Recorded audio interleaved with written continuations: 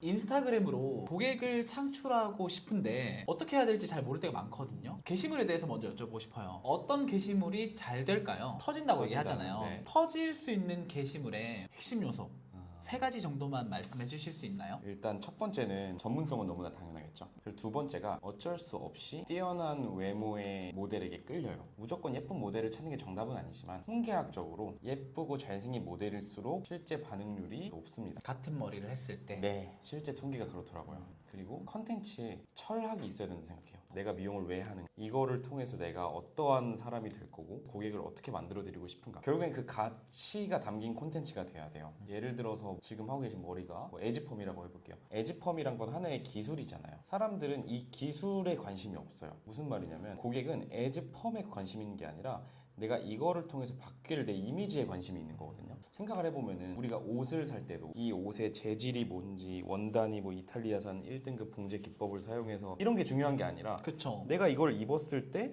어떠한 느낌이 살고 남성적인 이미지인지, 이걸 입었을 때 미래를 생각하게 되는데 이거를 그냥 판매만 하려고 상품에만 집중을 하면은 이 원단이 얼마나 좋은 원단인지 설명하고 여기엔 가치가 담기지 않죠. 특징을 나열하는 거죠. 근데 이 헤어 컨텐츠에도 개인의 철학과 가치가 담겨야 된다 생각해요. 저는 브랜딩 교육 1회차 때는 항상 방법, 100만 뷰 이런 거 잠깐 다 내려놓고 개개인이 갖고 있는 가치를 먼저 찾자.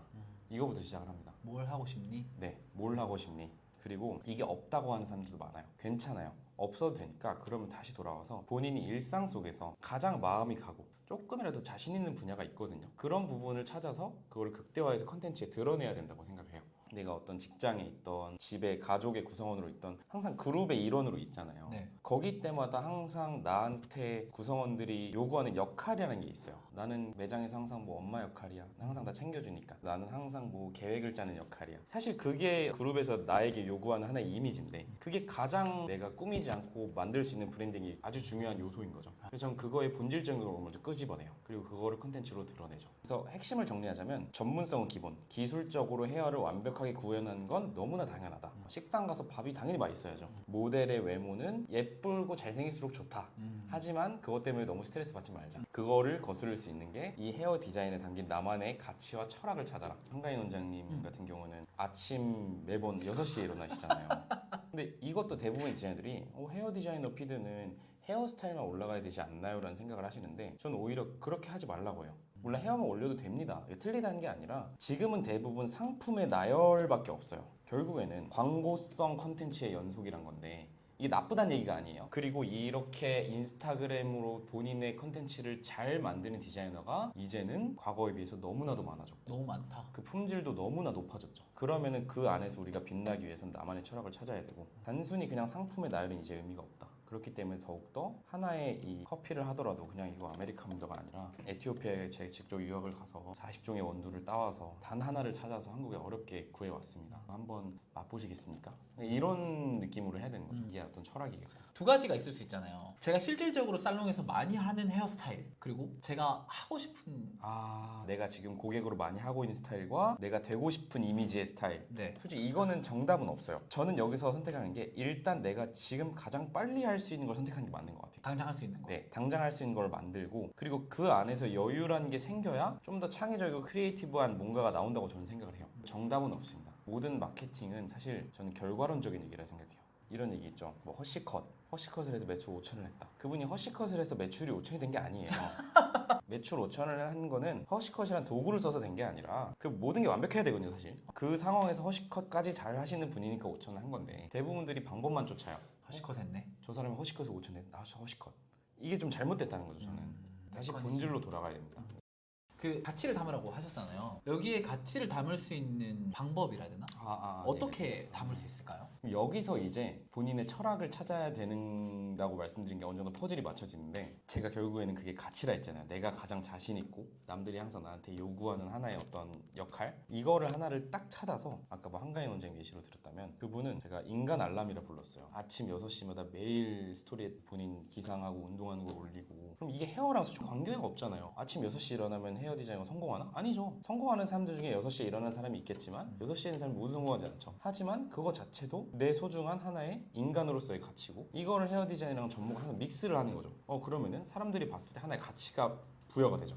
저 사람은 아침 6시에 매번 자기 관리를 하는 미용사네. 전 이거 자체가 하나의 가치라고 생각해요. 그러면은 자 보세요. 디스커넥션을 활용한 레이어드 컷이 나가 있고 10년째 아침 6시에 기상하는 디자이너가 한 레이어드 컷. 어떤 게 더 클릭하고 싶으세요? 후자가 클릭이 되죠. 뭔가 이게 무슨 스토리가 있을까?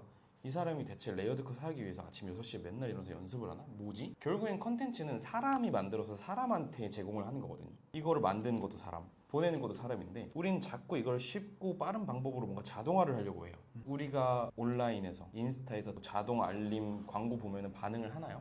안 하죠. 우리조차도 매일 자동 알림을 거부하는데 우리는 자꾸 마케팅에서 쉬운 방법만 찾으려고 하고 자동으로 빨리빨리 써서 올려버리고 아, 할 거 해야지. 이제는 그런 시대가 지났다는 거죠. 그래서 결국에는 헤어 영역이 아니더라도 그냥 내 일상 속에서 작은 걸 찾아요. 전에는 한번 교육생분들 중에 저는 랩을 잘해요 이러시더라고요. 오. 너무 좋은 거예요. 랩을 잘한다라고 하는 순간 랩 잘하는 헤어 디자이너의 드롭컷 영상. 작은 장점을 찾고 헤어와 관련되지 않더라도 거기에 있는 내 장점과 내 기술을 접목해서 사람들이 볼 수 있게끔 구성을 하는 게 좋을 것 같아요. 스토리를 담는 거네요. 맞아요. 결국엔 스토리텔링입니다.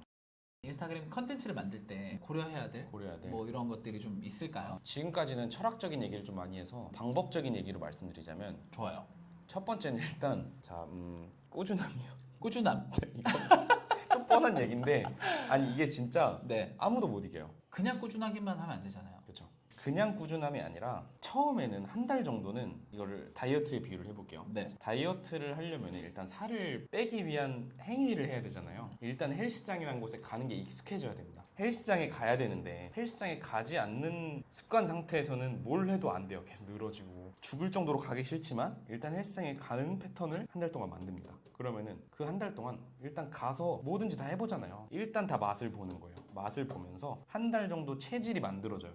어떤 체질? 헬스장에 매일 출근하는 게 그나마 익숙해지는 체질. 근데 한 달, 두 달, 세 달, 네 달 동안 가서 그냥 잡다한 것만 하고 오는 사람은 안 되겠죠. 그게 지금 이런 고민을 갖고 있는 헤어 디자이너 분들이에요. 그럼 내가 한 달 정도 여러 가지 운동을 해봤으면은 본인 몸에 맞는 게 있어요. 그것도 마찬가지예요. 여러 가지 체질을 다 겪어보면서 나에게 가장 잘 맞는 운동을 이 선택과 집중을 하는 거죠. 8주 코칭 과정이 있는데 일단 첫 1주는 죽이 되든 밤이 되든 매일 올려보는 걸 시켜요. 퀄리티 상관없이 그냥 올려라. 헬스장 가면 일단 너무 싫어도 일단 6시에 나가서 인증차 찍어라 하는 거죠. 컨텐츠도 마찬가지로 꾸준하기 위해서는 일단 처음에 무지성으로 다 해보고 그 중에서 내가 가장 자신 있는 거 혹은 나에게 효율이 좋았던 거 그 중에서 반응이 좋았던 거 그런 것들을 분석을 해야겠죠.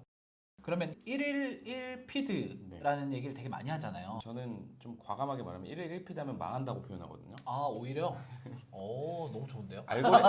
왜냐면은 1일 1피드는 매일 헬스장에 가는 연습인 거예요. 근데 우리는 거기에 성취감에 빠져요. 샵에서 매장의 규칙대로 오늘 1일 1피드 오늘 올리세요 하는 분들은 그거 하나로 그냥 성취로 끝내버려요. 아 오늘 매장에서 하나 올리라 해서 올렸네 끝? 가서 술 먹으러 가야지. 이거는 그냥 나 아침에 헬스장 가서 거울 오후난 찰칵 집 가고 끝. 그러면 이게 결국엔 본질인 거죠. 헬스장에 가는 게 본질이 아니잖아요. 컨텐츠를 올리는 건 행위예요, 행위. 행위는 본질이 아니거든요. 1일 1피드는 물론 좋지만 그것만 하면 안 된다. 그리고 또 있을까요? 마인드셋적인 얘기인데 방법적으로 여러분 실패를 많이 해봐야 돼요. 아, 어떤 실패요? 조회수도 안 나와보고 너 피드 왜 이래? 이런 얘기를 들어야 돼요. 왜냐면은 인스타그램 올려서 조회수가 뭐 100도 안 나왔다 칠게요. 그럼 손해가 있나요? 손해가 없죠. 내가 투입한 노동력 외에는 없어요. 그러면은 100번 실패하면 101번 올리면 돼요. 꾸준함과 되게 접목되는 거죠. 근데 실패를 하면서 내가 왜 이게 반응이 안 나오지? 결국엔 고객의 눈은 진짜 냉정하거든요. 딱 두 가지예요. 헤어가 안 예쁘거나 포커스가 헤어가 아닌 컨텐츠거나. 저는 이거를 인사이트를 분석할 때 공유하고 저장을 기준으로 봅니다. 이게 3번에서 이어지는 건데 결국 인사이트를 잘 분석할 수 있어야 돼요. 자, 좋아요나 댓글 같은 경우는 어떻습니까? 의식하지 않고 이 사람이 항상 나한테 좋아요를 눌러주니까 반사하고 댓글에 불꽃만 다는 사람들 있잖아요. 그렇죠. 좋아요와 댓글은 공유와 저장에 비해서 허수가 많아요. 그거를 보셔야 돼요. 그래서 저는 이거를 마케팅 전략 짤 때 인사이트의 첫 번째가 공유와 저장 수치를 최근 1년 게시물을 쭉 봅니다. 더 많은 저장과 공유를 기록한 인사이트 게시물이 상위 5개가 있을 거예요. 이 5개를 뽑아서 거기를 주식 분할 매수하듯이 유료 광고를 분할로 태웁니다. 그러면은 기존에 내 팔로워층 안에서 관심이 가장 많았던 게시물들이기 때문에 그거를 조금 더 유료로 더 많은 타겟에게 태우기 시작하면은 내 팔로워 이외층에게도 실제적인 반응을 볼 수 있어요. 추가적인 반응이 나오면 거기서 이제부터 구매 전환율을 따져야겠죠. 그래서 이제 매장에 우리 고객 상담지 보면은 방문 경로 있잖아요. 디자이너분들 이거 생각보다 놓쳐요. 바쁘니까 좀 물어봐야 돼. 인스타 보고 오셨어요? 혹시 실례지만 어떤 게시물 보고 왔는지 제가 여쭤봐도 될까요, 고객님? 저 요거 릴스 요거 보고 온 것 같은데 어. 그럼 꼭 기록을 해야 돼요. 30만짜리 릴스 보고 50. 이거를 주마다 카운팅을 시킵니다. 일주일 동안 내가 올린 컨텐츠 중에 어떤 컨텐츠가 가장 구매 전환이 많은지 또 분석을 하는 거죠. 이걸 역으로 얘기하면은 인사이트가 나오지 않은 게시물에 대한 분석도 필요해요. 이게 딜레마죠. 나는 이거 진짜 예쁘게 한 머리인데 네. 왜 이게 반응이 없지? 뭐지? 아까 옷으로 다시 돌아가 봅시다. 최고급 원단 이탈리아산 소가죽 1등급 봉제 기법으로 제작한 라이드 자켓. 이게 중요한 게 아니라 스토리텔링. 내가 이 옷을 만들기 위해서 프랑스에 유학을 가서 한국 남성의 핏에 맞는 옷을 연구하고 열심히 개발한 옷입니다. 이게 훨씬 더 사람한테 각인이 되잖아요. 결국엔 스토리텔링이다. 그리고 스토리텔링이 먹히는지 안 먹히는지 여부는 내 느낌, 내 감이 아니라 대중의 소비자의 냉정한 객관적인 지표로 판단을 해야 된다. 인사이트. 네, 인사이트. 하나 더. 인사이트 분석에 대한 팁 하나 드릴게요. 알고리즘을 결정짓는 다양한 요소 중에 시청 지속 시간이라는 개념이 있어요. 시청 지속 시간은 사람들이 평균적으로 이 영상을 몇 초 정도 시청을 지속했는지에 대한 시간인데 대부분이 많이 놓치거든요, 시청 지속 시간을. 조회수가 잘 나온 영상은 대부분 초창기에 시청 지속 시간이 높은 게시물이 많아요. 유튜브로 치면은 어그로에 성공을 한 거예요. 근데 잘 보세요. 어그로만 끌어놓고 클릭해보니까 알고 보니까 거짓 기사예요. 구독하나요? 안 하죠. 마찬가지예요. 이게 철학입니다. 조회수가 많은 거는 어그로를 끌어서 사람들이 일단 끝까지 보게 한 거예요. 근데 우리가 릴스 끝까지 봤는데 뭐야 별거 없네. 그럼 넘어가죠. 그럼 조회수는 많이 찍히는데 이거에 저장 공유 반응을 안 하기 때문에 거기에 본인의 철학을 담은 이 영상을 끝까지 봤을 때 와, 이 사람 누구지? 와, 미쳤다. 들어가서 봐야겠다. 와, 이런 생각을 가진 사람이구나. 머리 이렇게 하네. 와, 이 사람 팔로우 해야겠다. 이게 하나의 이 사람과 철학이 드러나는 피드가 돼야 되는데 그냥 사람들이 100만 조회수하면 100만 찍으려면 무슨 방법 찾아야 돼요? 조명 못 써야 돼요? 매출 5천 하려면 가위 못 써야 돼요? 매출 5천 하려면요 스피치 어떻게 해야 돼요? 이런 거죠. 다 중요하죠. 당연히 중요한데 모든 경험의 누적값이 굉장히 중요하다고 생각해요. 그래서 인사이트 분석을 할 때 조회수라는 단편적인 숫자만 보지 말고 관심을 끄는 사람들이 내 세계관에 빨려 들어올 수 있도록 내 이 철학을 그 안에 다음부터 넣어봐야겠다. 저희 미용인들이 놓치고 있는 되게 아쉬운 부분들이 있을 것 같은데 혹시 말씀해 주실 수 있는 부분이 있을까요? 대부분들이 온라인에 유레카, 유토피아가 있을 거라고 생각해요. 없어요. 플레이스 상위 노출 월 얼마 주고 맡기면 할 수 있겠지? 블로그 체험단 어떻게 하고 해시태그 어떻게 쓰면 알 수 있겠지? 전혀 아니거든요. 제가 언제 글을 한번 본 것 중에 카이정 원장님 글이었는데 마케팅으로 장사하지 말라라는 얘기가 있었어요. 그러니까 마케팅은 우리의 매출을 올려주는 도구인 거지 전부가 아니거든요. 결국에는 고객이 유지되고 고객을 만나는 기반은 오프라인이기 때문에 오프라인에서의 고객을 탄탄하게 묶을 수 있어야 되고 온라인은 이거를 도와주는 도구가 돼야 돼요. 그럼 다시 돌아와서 온라인과 오프라인의 연결을 전 중요하게 생각을 합니다. 저는 고객으로서 여러 샵을 많이 방문도 한단 말이죠. 지금은 이제 한 1년 정도 한 샵에 다니고 있긴 하지만 그전에는 진짜 한 50군데 넘는 샵을 돌아다녔거든요. 다 가봤어요. 다 가봤는데 제가 이탈하는 샵의 경우에는 어떻냐면요 가 달라요. 아, 이거 너무 중요하다.